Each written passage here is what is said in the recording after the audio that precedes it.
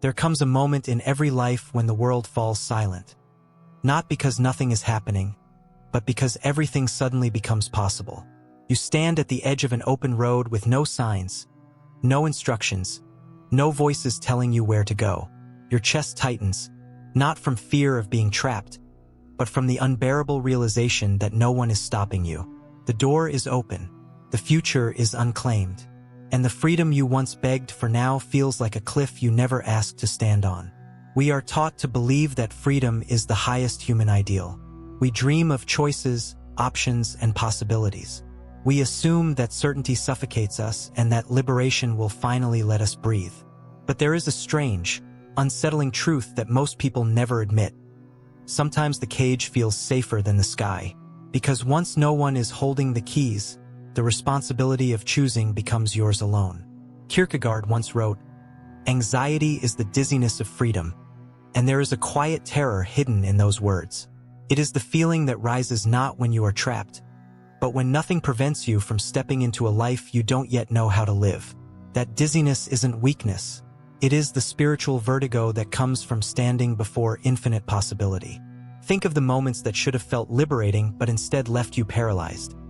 Leaving a relationship you outgrew, choosing a career path that might define decades, moving to a new city where no one knows your name. You expected excitement, clarity, maybe even relief, but instead, a strange emptiness crawled into your chest, a pressure that whispered, "What if you choose wrong? What if freedom ruins you?" This is the paradox Kierkegaard uncovered, that the more possibilities we have, the more we fear we are capable of wasting our own lives. We are not only free to rise, we are free to fail, free to lose, free to become someone we may not recognize. Choice is not merely an opportunity. It is a burden that exposes us to ourselves. Because once freedom exists, excuses disappear. You can no longer blame your parents, your past, your circumstances, or fate. The world does not choose for you. And that is where fear truly begins, not fear of the world, but fear of your own unrealized potential. The quiet terror that maybe the only thing standing between who you are and who you could be is a decision you keep postponing. Most people imagine that their suffering comes from having too few options, but Kierkegaard saw the opposite. The modern soul collapses not from scarcity, but from the overwhelming weight of possibility. When every path is open, none feel safe. When everything is possible, nothing feels certain. You stand in a life filled with unlocked doors, yet somehow remain frozen in the hallway. So you linger in the in-between, not choosing, not committing, not stepping forward.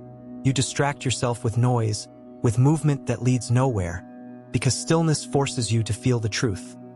Freedom demands courage, and you are not sure you have enough. The irony is painful. You would rather suffer a life chosen for you than risk choosing one for yourself. But here is the deeper, more haunting question. Is it really freedom we fear, or the responsibility of becoming who we are capable of being? The world around you will tell you to chase endless options, to keep your life open, to avoid narrowing anything down. But Kierkegaard saw that a life without commitment becomes shallow, drifting, weightless. Freedom without direction is not liberation. It is a slow suffocation disguised as possibility. And yet, the moment you walk through a door, every other door disappears. That is the price of becoming real. As the tension builds, one truth remains. You cannot avoid choosing. Even refusing is a choice. Even standing still shapes your life. Freedom isn't something you escape. It is something that waits for you, silently, until you finally face it. Imagine a young woman standing in a grocery aisle staring at 50 different kinds of bread. It should be a trivial moment, nothing more than a small interruption in an ordinary day. Yet her heart beats faster, her mind flickers with hesitation, and a strange anxiety rises within her. She is not afraid of choosing the wrong loaf of bread. She is afraid because this tiny moment mirrors something much larger. The creeping sense that every decision now carries the weight of defining who she is. We laugh at these examples because they seem absurd, but they reveal something profound. Modern life has multiplied our choices to a degree that previous generations could not have imagined. We can change careers, identities, beliefs, relationships, and communities with a single decision. We can reinvent ourselves endlessly. But with each possibility comes a silent question that grows louder over time. If you can become anything, why are you still the person you are? The world tells us choice is empowerment, but deep inside, many experience it as pressure. Not long ago, life narrowed itself for us. Tradition, culture, family, geography. Paths were chosen before we were born. There was comfort in that containment, even if it felt restrictive. Now the boundaries have dissolved. You are responsible for constructing a life from scratch, and the fear of building it badly lingers beneath every moment of hesitation. The psychologist Barry Schwartz called this the tyranny of choice, and it echoes directly with Kierkegaard's insight. The more options we gain, the more we fear missing the one that would have saved us. From regret, from insignificance, from ourselves. We live in a world overflowing with possibilities, yet filled with people who cannot decide what they want, because wanting means sacrifice, and sacrifice feels like loss. Practically, it shows up everywhere. A man delays proposing not because he doubts his partner, but because he fears closing off every other imaginable future. A student cycles through majors, terrified of choosing a path that might mute some hidden potential. A worker stays in a job they hate, convincing themselves that waiting for clarity is wisdom, when really it is paralysis dressed as patience. In each case, freedom doesn't liberate, it destabilizes. Standing before multiple futures forces us to confront a truth we would rather avoid. Whatever we choose, we must also face the versions of ourselves we will never become. Jean-Paul Sartre expressed it with unsettling simplicity when he said, "We are condemned to be free, not punished but condemned, because freedom is not a gift handed lightly. It is a responsibility placed on every human soul without instruction. You may long for permission, but none is coming. You may seek certainty, but no map exists. And so, the mind invents escape routes. We convince ourselves that the perfect choice exists, some flawless path that eliminates regret.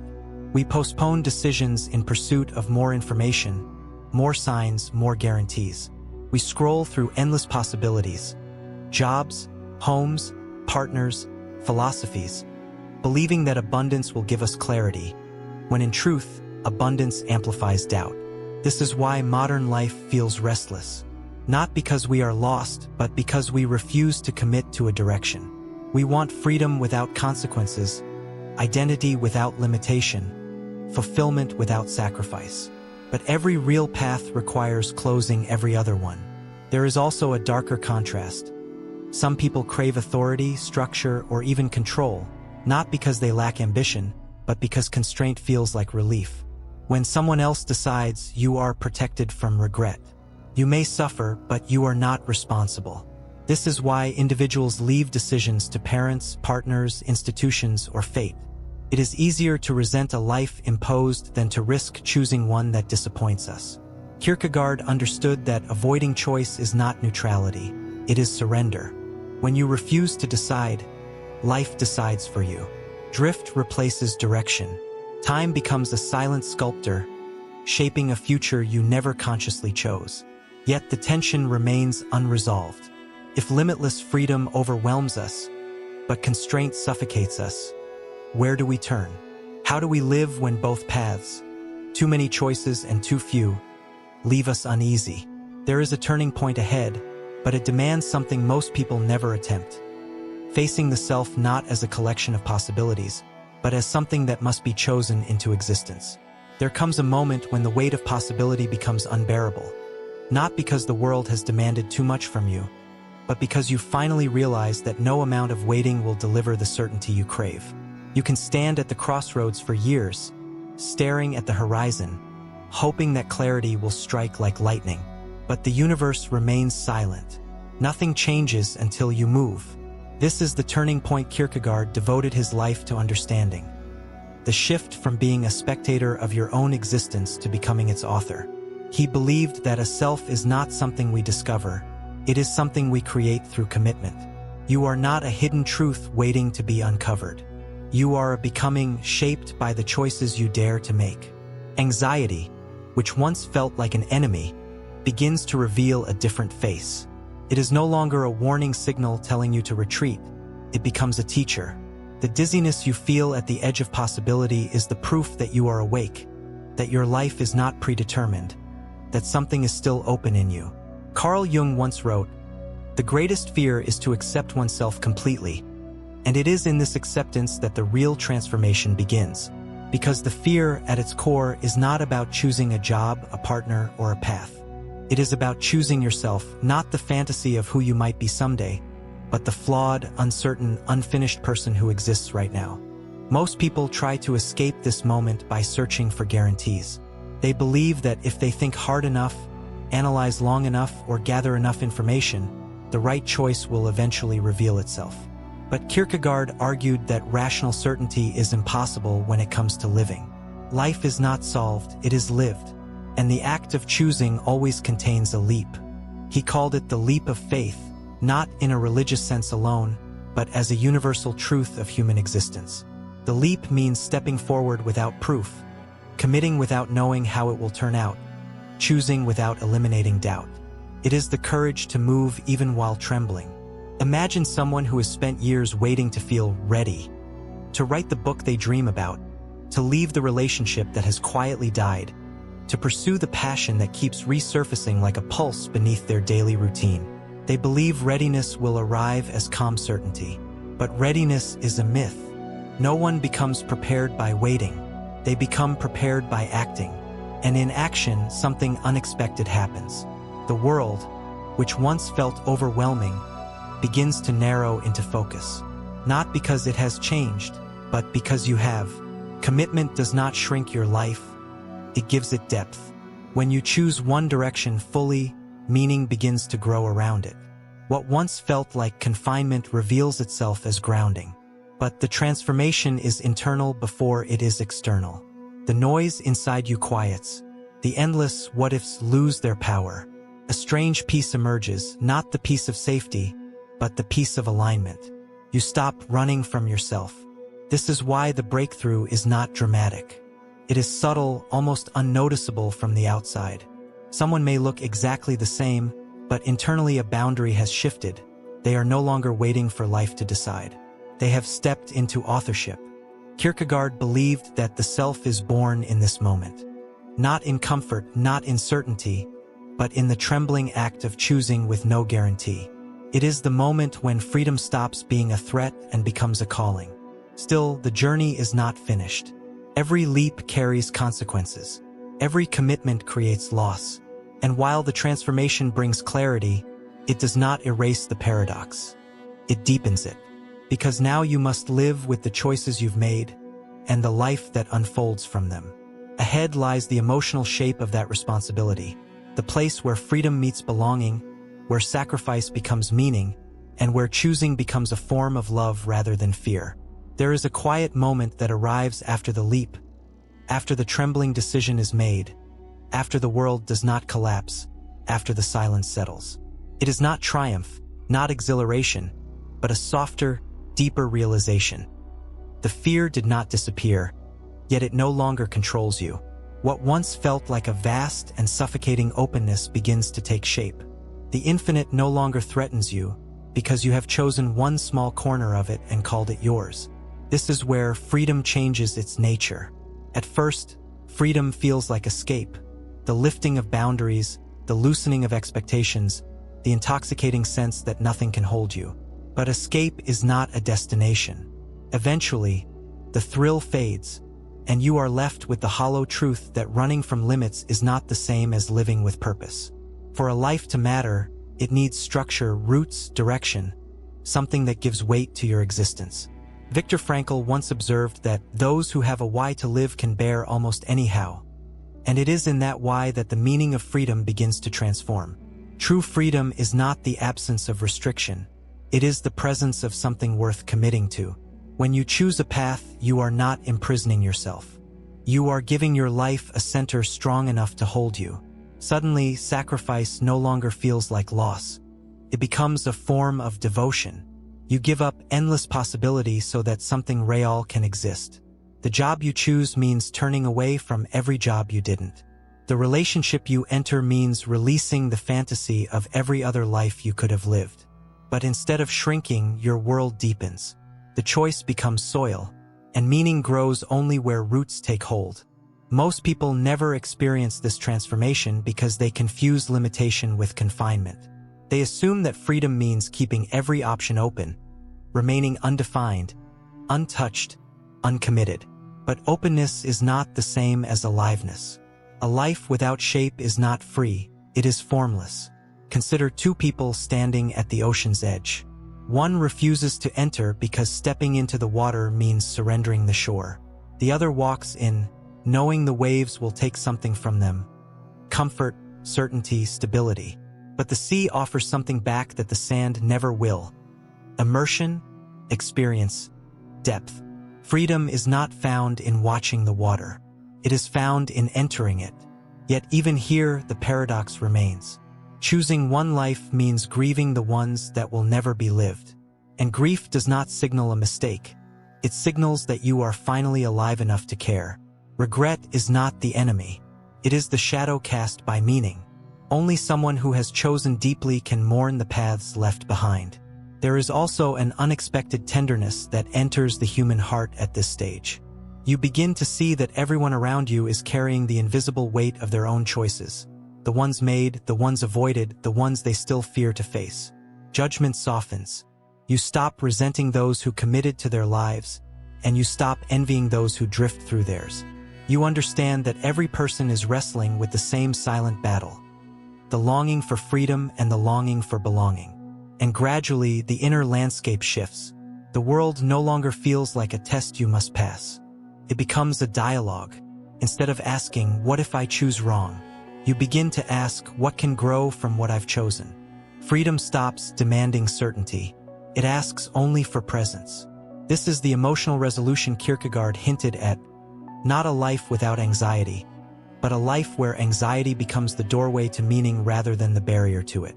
You do not eliminate fear. You carry it differently. It becomes lighter, quieter, almost like a reminder that you are still becoming.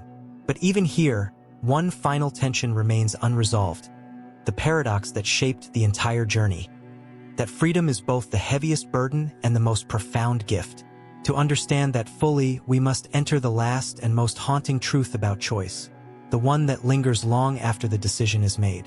There is a moment, often years after the choice is made, when you look back and realize that your life did not change all at once, but gradually, like light shifting across a room. The consequences of your decisions do not arrive with thunder. They reveal themselves quietly, in the routines you settle into, the people who remain beside you, the parts of yourself that slowly strengthen or slowly fade. Freedom does not end when you choose. It stays with you, silently shaping the person you continue to become.